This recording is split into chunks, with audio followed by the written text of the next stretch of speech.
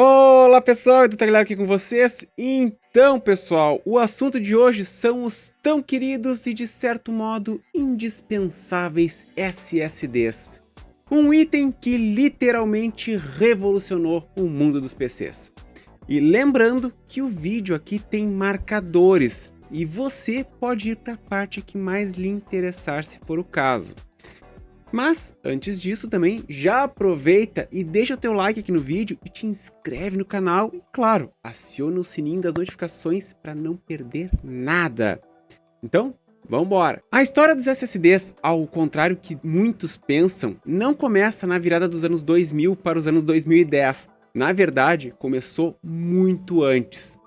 Nos anos 70 surgiram os primeiros SSDs, isso mesmo, anos 70. E como é que eles funcionavam? Eles faziam uso de chips de memória RAM que eram alimentados por baterias para que assim pudesse reter os dados. E junto a isso utilizava-se HDs tradicionais para, no caso, manter os dados caso a energia fosse removida. Então era um sistema misto.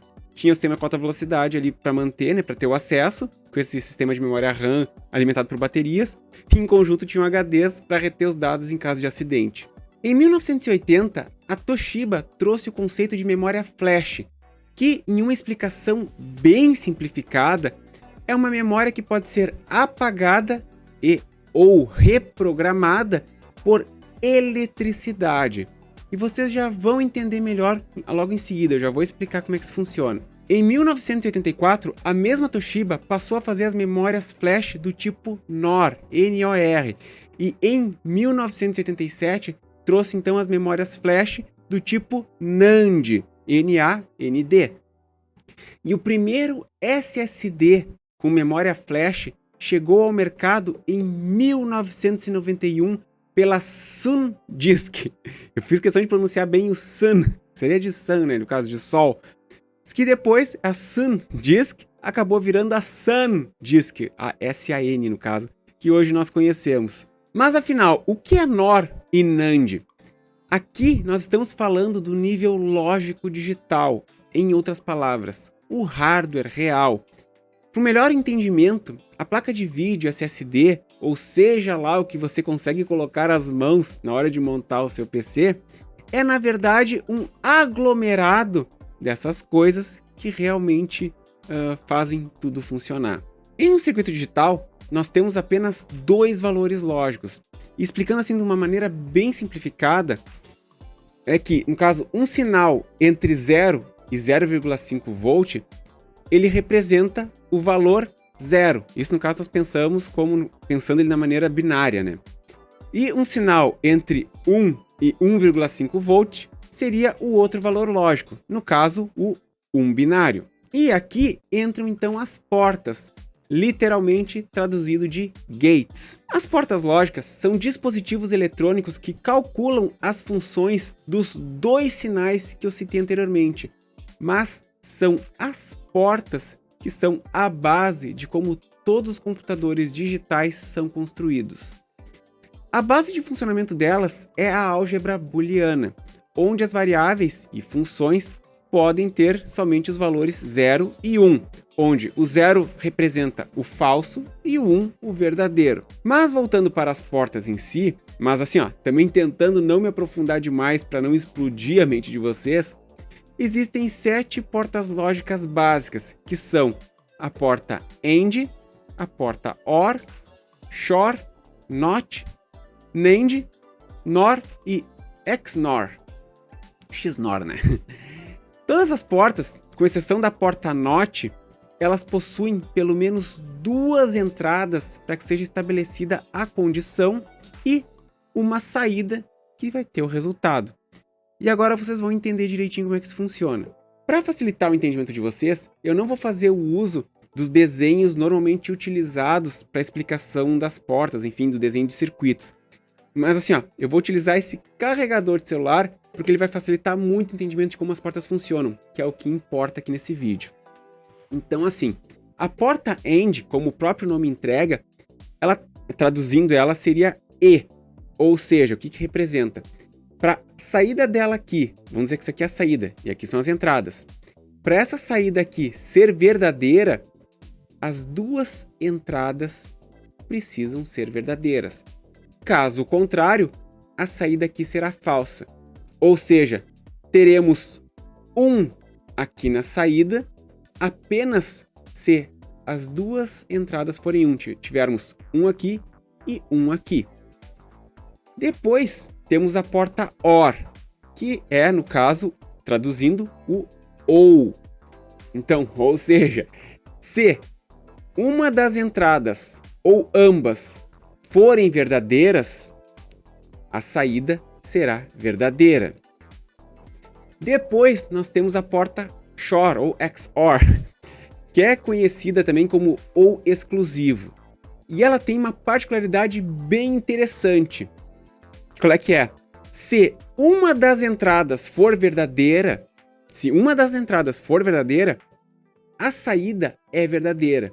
Mas se ambas forem verdadeira, a saída será falsa. Isso mesmo. Resumindo, só vai sair verdadeiro aqui na porta XOR se apenas uma das entradas for verdadeira. Falando da porta NOT, vocês lembram que há pouco eu falei, ou foi o Yoshi, não lembro agora, que comentou que ela é a única que não possui, no caso, as duas entradas. Pois é, ela tem apenas uma entrada e a saída. E a função dela é ser um inversor lógico. Ou seja, entra 0, sai 1, ou entra 1 e sai 0. Então, ou seja, se entrar falso, sai verdadeiro. Se entrar verdadeiro, sai falso. Então, assim, ó, pensem nela como realmente sendo um inversor. E agora nós chegamos nas portas NAND e NOR, que são os tipos os quais baseiam-se as memórias flash quando elas surgiram nos anos 80. A porta NAND basicamente é uma porta AND seguida de uma porta NOT logo em seguida. Ou seja, ela faz a lógica do AND, mas a saída dela é invertida. Então, se as duas entradas aqui forem verdadeiras, a saída aqui será falsa. E se tiver falso em qualquer uma das entradas, ou se ambas forem falsas, a saída será verdadeira. Já a porta NOR é uma porta OR seguida de uma porta NOT. Resumindo, a saída só será verdadeira se as entradas forem falsas. Ou seja, quando qualquer entrada for verdadeira, resultará numa saída falsa. E finalizando as portas, nós ainda temos a XNOR, ou XNOR, enfim, se vocês preferirem chamar, que seria a NOR exclusiva. E sim, parece bem estranho, uma NOR com inversor. E basicamente, assim, ó, a saída da porta NOR será sempre verdadeira se as entradas forem iguais, e falsa quando as entradas forem diferentes. Ou seja, se as duas entradas aqui forem iguais, a saída vai ser verdadeira e falsa quando as entradas aqui forem diferentes. Deixando agora as portas um pouco de lado, qual a memória flash seria melhor? A NOR ou a NAND? Os SSDs atualmente são sinônimo de memórias flash do tipo NAND, e eu vou explicar o porquê dessa escolha, claro, de uma maneira bem simplificada. O primeiro motivo que explica essa preferência por se utilizar memórias flash do tipo NAND é que ela tem uma densidade 100 vezes maior que uma memória flash do tipo NOR, ou seja, armazena-se muito mais dados com uma área muito menor. E outro ponto crucial é que a estrutura de I/O, no caso de input e output, ela é similar ao dos tradicionais HDs. Sim, os HDs tradicionais ali, enfim, com seus discos ali, com as suas agulhas e tal, o sistema que ele trabalha de input e output é muito semelhante com os das memórias NAND. Mas a memória NOR também tem suas vantagens, e uma delas é que a velocidade de leitura é superior ao das memórias NAND, pois o seu acesso é randômico, enquanto nas NAND o acesso é sequencial. Então, resumindo, dentre os atributos da Flash NAND, O que predomina é o custo por bit de capacidade, e isso acaba selando a escolha pela NAND para o uso em SSDs e também em pendrives. Agora, por curiosidade, as memórias NOR elas têm o seu uso predominante em cartões de memória, smartphones, smart TVs e em firmware de dispositivos. Voltando aos SSDs, o chip de memória possui milhões de células e cada célula é feita de transistores do tipo FGMOS, comumente conhecidos como MOSFETs de porta flutuante. Aqui, literalmente, para quem não conhece esse assunto, é algo muito confuso. Mas assim, explicando de uma maneira bem simplificada, esses MOSFETs têm a capacidade de armazenar carga elétrica por um longo período de tempo, sem que seja necessário energizá-los novamente. Então, basicamente, é por isso que as informações, enfim, os dados são armazenados. E basicamente o funcionamento se baseia no uso da alta tensão para escrever ou apagar e da baixa tensão, no caso, que é usada para leitura. Então assim, repetindo, eu estou explicando de um modo bem simplificado. E essa característica que faz as memórias Flash NAND serem mais rápidas nas leituras do que para gravar ou apagar. Pois a célula, se ela estiver descarregada ao aplicar a baixa tensão, ela vai, no caso, vai acabar fluindo uma corrente elétrica. E o sistema vai saber que o estado dessa célula é 0. Mas se a célula estiver carregada, ao se aplicar a baixa tensão, nós não teremos corrente, o que significa, para o sistema, que é verdadeiro, ou seja, o estado dessa célula é 1. Então assim, traduzindo, se você ainda não entendeu, vamos dizer que o esforço de leitura é consideravelmente menor. E é importante falar que qualquer explicação mais aprofundada sobre MOSFETs exigiria um vídeo apenas para isso. Se não, no caso, se eu for tentar trazer esse conteúdo aqui, tentar entrar um pouco mais aqui, vai acabar ficando extremamente raso e confuso ou até mesmo muito complexo, o que acabaria não fazendo sentido nesse vídeo aqui. Nesse ponto agora aqui que nós chegamos, vamos falar das siglas que as pessoas escutam muito, mas que muitas vezes não entendem, que são, no caso, o SLC, o MLC, o TLC, o QLC ou o PLC. Mas assim, é muito importante vocês saberem dessas siglas, pois é um dos fatores que influencia nos preços e explica o porquê de SSDs tão parecidos custarem preços tão distintos. Começando pelo SLC, essa é a sigla para Single Level Cell. Traduzindo, seria células de nível único. Vocês se lembram que há pouco, quando eu expliquei sobre o chip de memória, que ele possui milhões de células? Pois é, esse tipo de chip armazena 1 bit em cada célula. Ou seja, cada célula pode ser 0 ou 1. Uma coisa bem interessante é que esse foi o primeiro tipo de Flash NAND a ser desenvolvido. E agora eu pergunto para vocês, o fato dele ter sido o primeiro pode ser considerado obsolescência? Não, pois ele possui duas grandes vantagens perante os demais que eu vou citar. E as vantagens deles são, primeiro, no caso, a maior velocidade na leitura e gravação dos dados, e a segunda vantagem, que é uma durabilidade muito superior, pois ele suporta muito mais ciclos de escrita. Então, por consequência, ele acaba tendo muito menos chances de erro. Só que assim, o grande problema é que eu não preciso dizer que, no caso, esse tipo é o mais caro, já que ele acaba armazenando menos dados que os outros tipos que nós vamos ver agora em seguida. Seguindo agora para o MLC, que vem de Multilayer Cell, ou seja, células de múltiplas camadas, nesse tipo é possível armazenar 2 bits por célula. Ou seja, então nós podemos armazenar 00, 01, 10 ou 11. Então, aqui nós temos o dobro da densidade quando comparado com o SLC. Então, Então, por exemplo, em um bloco SLC que tenha 1 mega em um determinado espaço físico, né, no caso numa determinada área, ele poderá então armazenar 2 mega nesse mesmo tamanho físico, no caso. Obviamente, isso reduz o custo de armazenamento e, por consequência, reduz o preço do SSD.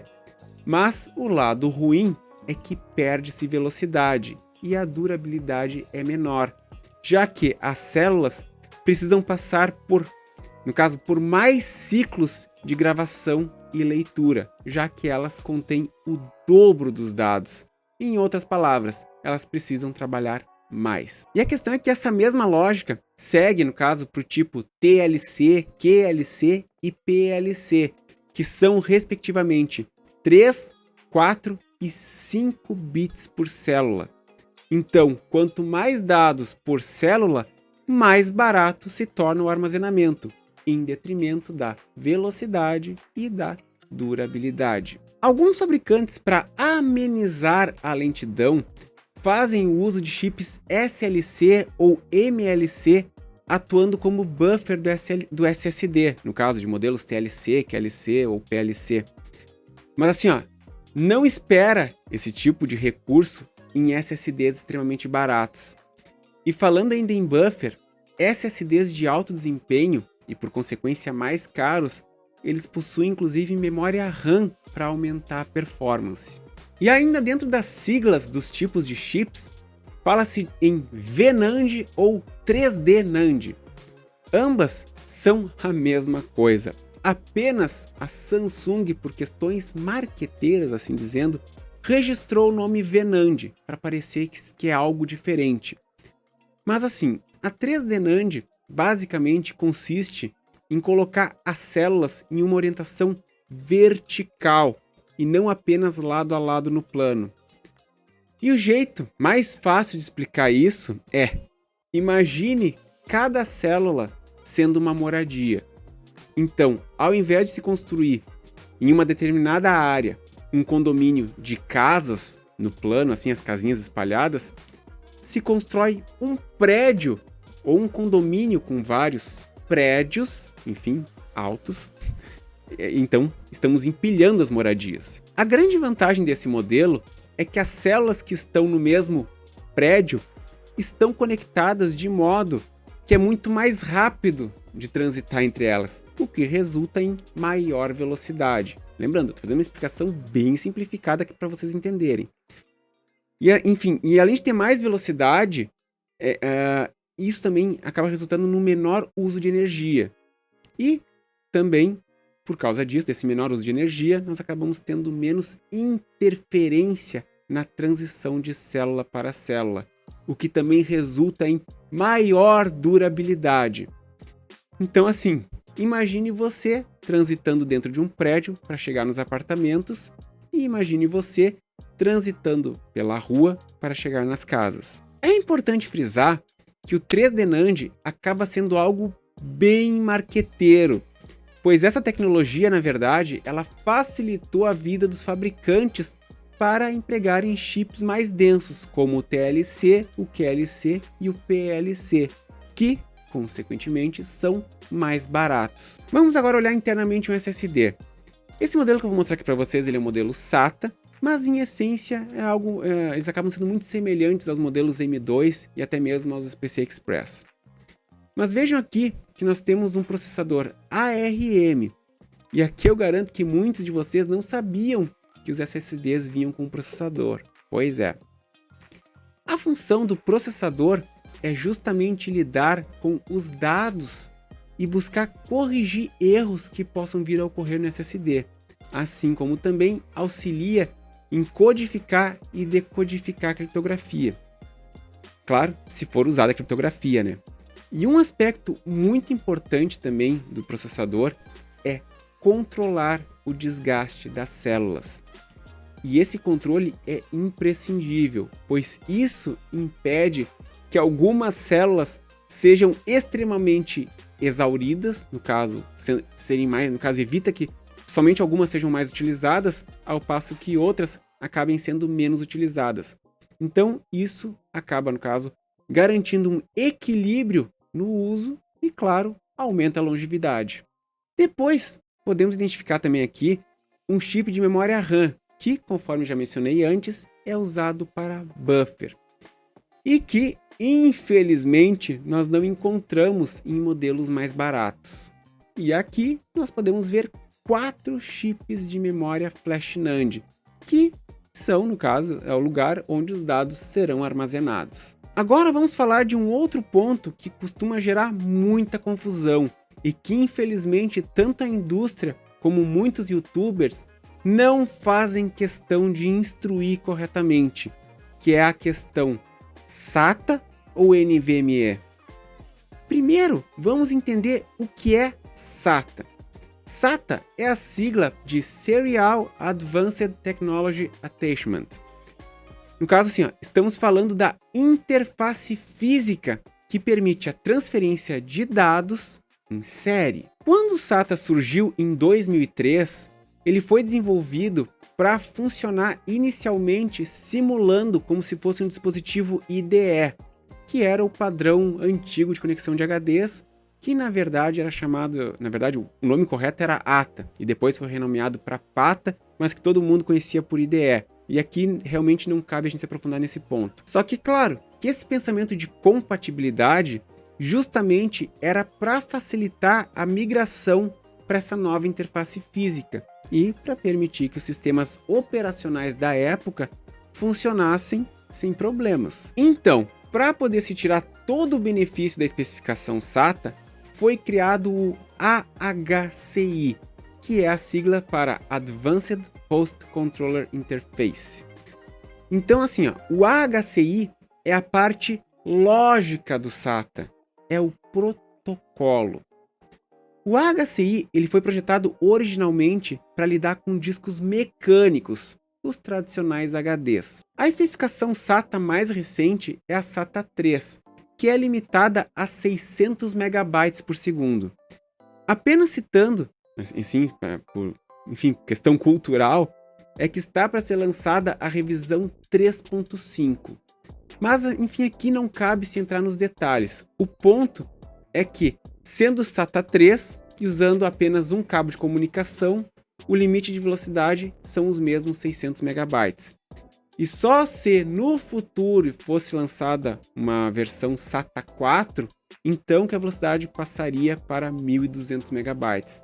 Mas em princípio o órgão que regulamenta a especificação não planeja dar uma evolução desse nível, apenas pequenas revisões dentro do SATA 3 mesmo.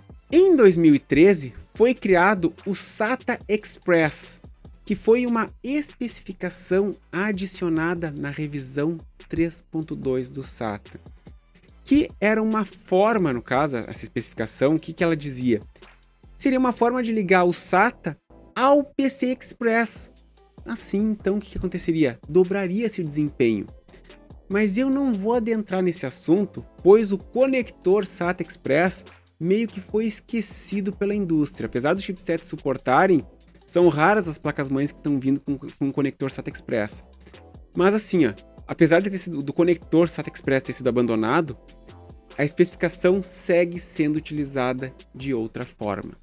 Um outro detalhe que convém citar é que se você está usando diversos SSDs ou HDs SATA e na BIOS você escolhe o modo RAID, o modo AHCI também está sendo ativado.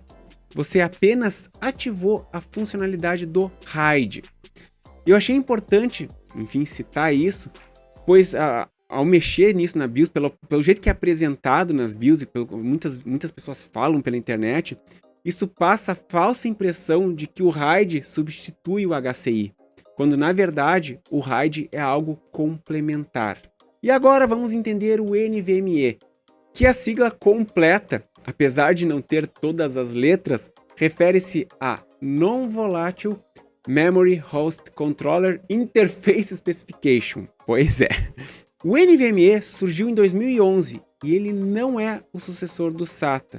Por quê? Porque o NVMe, assim como o AHCI, ele é um protocolo. Ele é a interface lógica. Enfim, é o que permite, no caso, no caso, um sistema de armazenamento, poder trafegar pelo barramento PCI Express. E ele foi devidamente projetado para se poder tirar o máximo proveito do PCI Express.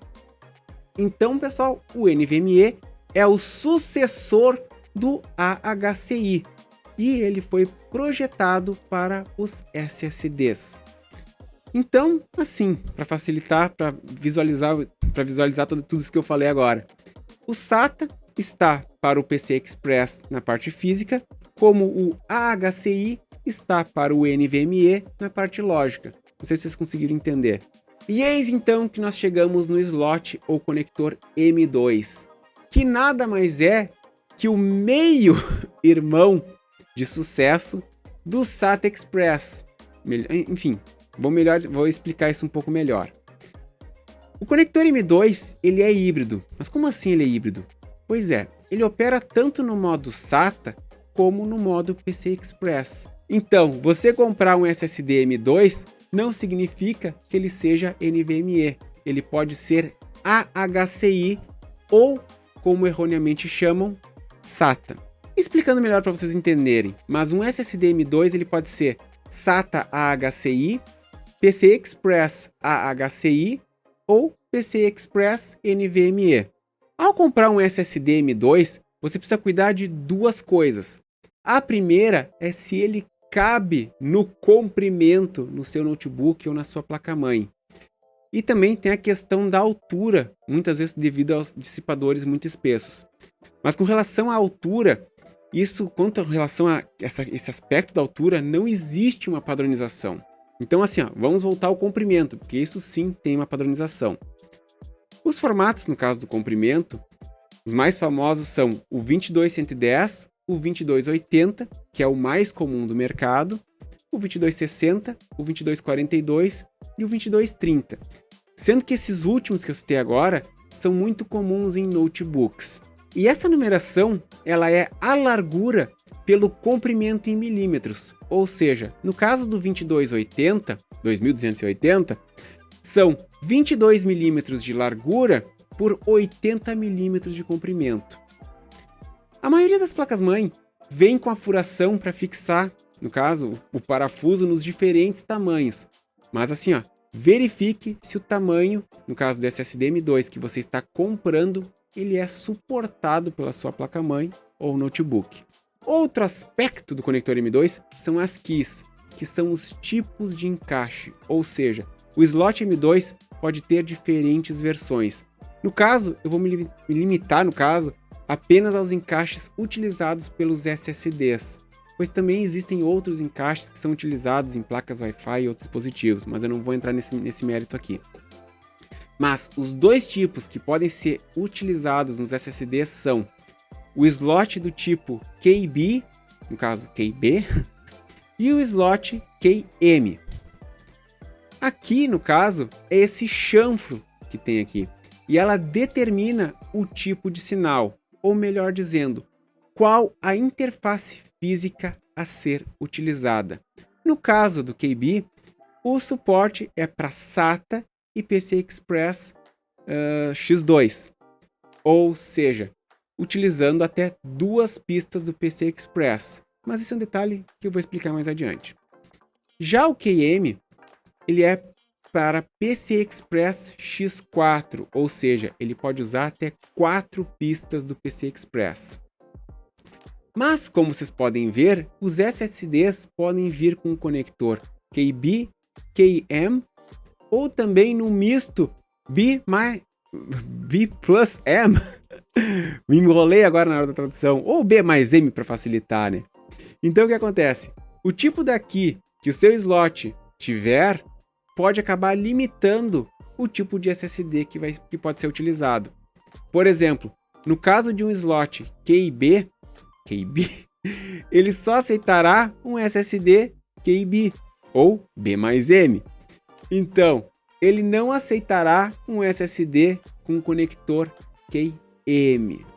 Já se o slot for do tipo KM, que é o que vem atualmente, talvez não em todas, mas na maioria das placas-mães atuais, ele aceitará somente SSDs KM e B mais M, mas não aceitará SSDs exclusivamente QB. Mas eu vou ser sincero para vocês, eu realmente nunca vi um SSD exclusivamente QB. E aqui cabe falar uma coisa sobre o QB mais M, que a grande vantagem do SSD que usa esse tipo de conector é que ele encaixa em qualquer slot. E essa combinação é quem ativa o modo PCI Express X2 que eu tinha mencionado anteriormente quando eu mencionei a especificação mais detalhes sobre o QB.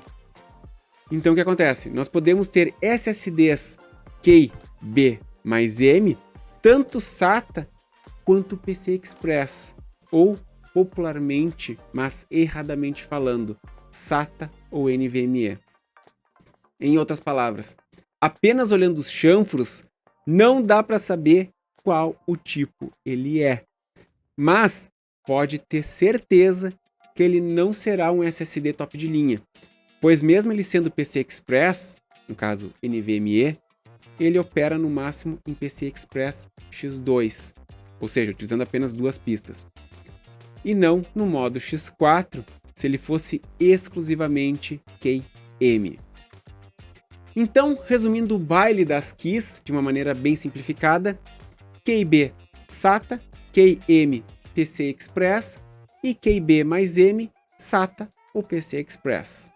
Agora, saindo dos M2, vamos chegar aonde teoricamente podemos ter o ápice do desempenho, que são os SSDs PCI Express que usam um slot PCI Express de fato.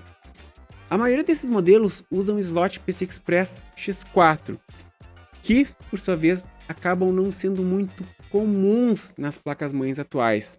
A maioria das placas, enfim, que se vê no mercado, acaba tendo apenas um slot X16, mas que acaba sendo ocupado por uma placa de vídeo, e os outros slots que elas têm são apenas X1.